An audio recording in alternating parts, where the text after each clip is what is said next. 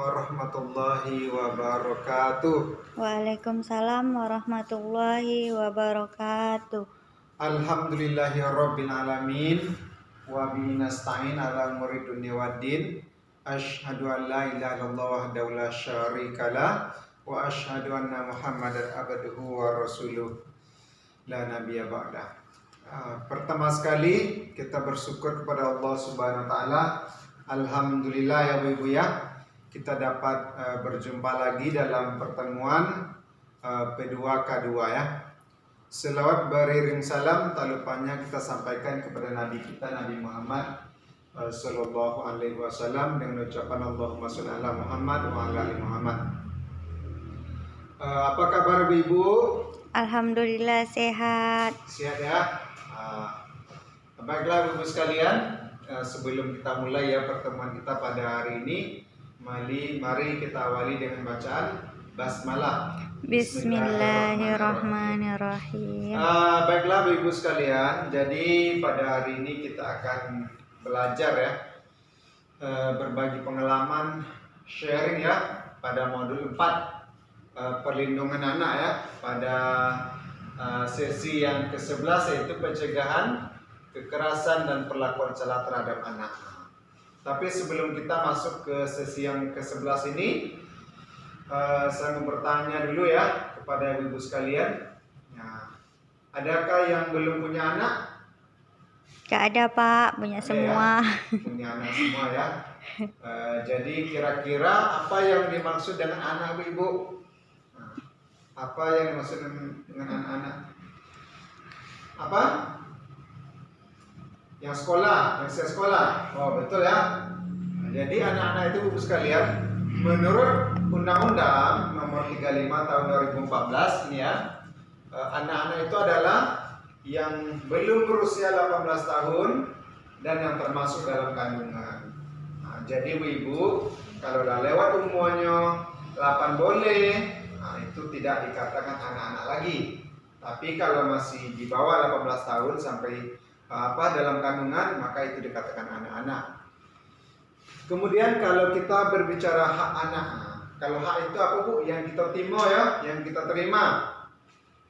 Hak anak adalah hak yang melekat pada martabat manusia sebagai insan ciptaan Tuhan Yang Maha Esa. Jadi sejak ia lahir Bu, hak itu sudah melekat pada dirinya. Nah, menurut konvensi hak anak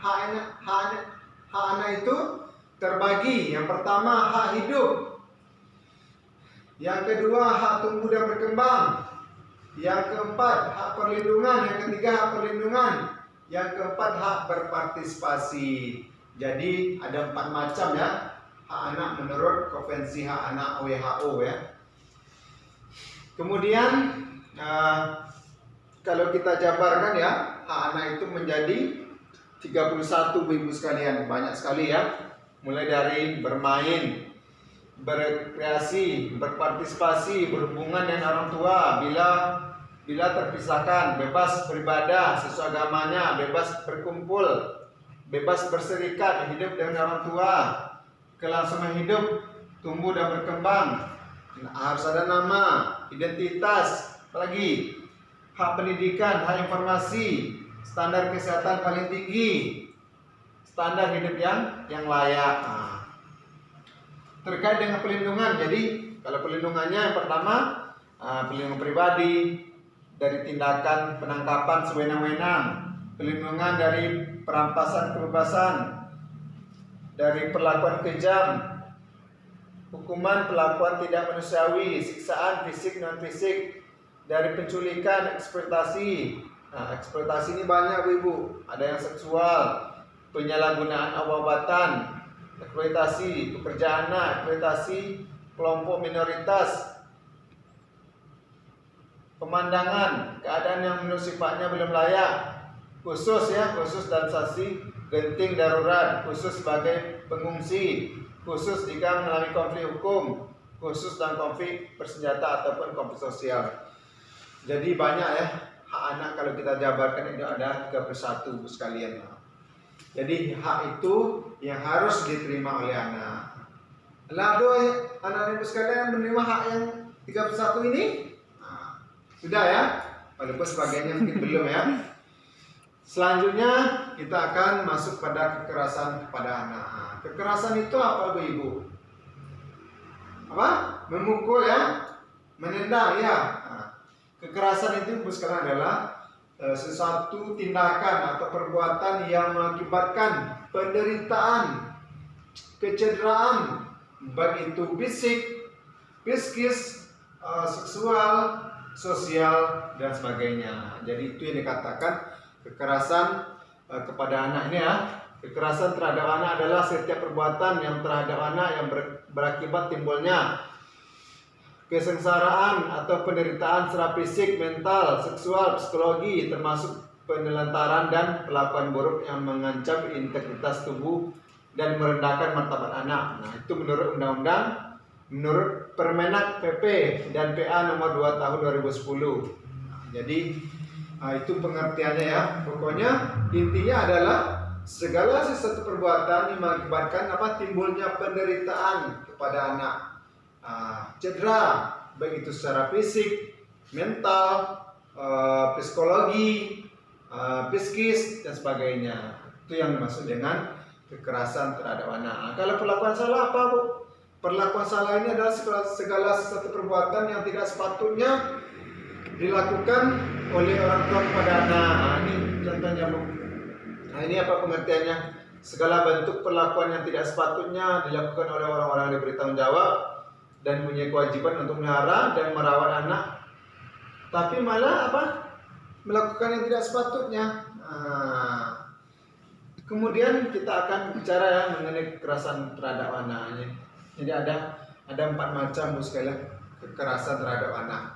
Yang pertama itu kekerasan secara fisik. Kekerasan secara fisik ini contohnya apa Bu? Memukul, menendang, menampar. Pokoknya kekerasan yang dilakukan yang berhubungan dengan fisik, maka itu termasuk dari kekerasan fisik ya. Yang kedua, kekerasan psikis. Kekerasan psikis ini contohnya apa Bu Ibu?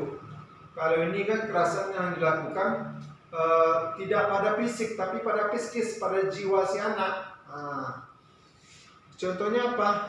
Yaitu perbuatan dengan ucapan yang menghina, membuli, menjelek-jelekkan, mengejek. Umpamanya kamu bodoh, kamu hitam, kariang. Apalagi kamu hitam, kariang, kusut dan segala macam lah. Pokoknya yang mengejek, menghina dan sebagainya. Itu termasuk dari kekerasan secara psikis. Yang ketiga, kekerasan secara seksual ya. Kekerasan secara seksual ini adalah kekerasan yang dilakukan yang berhubungan dengan aktivitas seksual Ibu sekalian. Contohnya apa? Perkosaan. Apalagi sodomi ya. Sodomi. Banyak sekarang kita lihat di TV Ibu masalah kekerasan seksual ini. Banyak anak menjadi korban ya. Yang terakhir adalah kekerasan secara sosial. Kekerasan secara sosial ini adalah kekerasan yang dilakukan yaitu melarang anaknya bergaul dengan orang yang tidak satu ras, satu suku, satu agama dengan anak. Jadi dilarang. Apa aja dampak-dampak kekerasan ini sekalian? Nah, kalau fisik ini tentu nampak langsung lah ya, seperti melukai ya, melukai, bisa cacat, cedera. Kalau mamanya ketika memukul dengan keras bisa mengakibatkan cacat, luka dan sebagainya. Dampak dari psikis ini contohnya seperti anak ini akan terganggu ya perkembangan mental dan psikologisnya untuk masa depan. Yang seksual ini tentulah trauma ya, trauma untuk yang masa yang akan datang. Kalau sosial, anaknya sulit berinteraksi, sulit cari kawan, sulit bergaul sebagainya. Jadi intinya Bu sekalian, kita lihat, kita pelajari, kita sharing berbagi pengalaman di sini. Nanti Ibu praktekkan di rumah. Ada nggak Ibu melakukan kekerasan ini? Kalau ada, tolong kita perbaiki ya sama-sama untuk kedepannya. Paham Ibu? Paham. Oke ya. Untuk pertemuan hari ini kita cukupkan sampai di sini. Moga-moga ini bermanfaat untuk kita semua, terutama ya pada diri saya menyampaikan.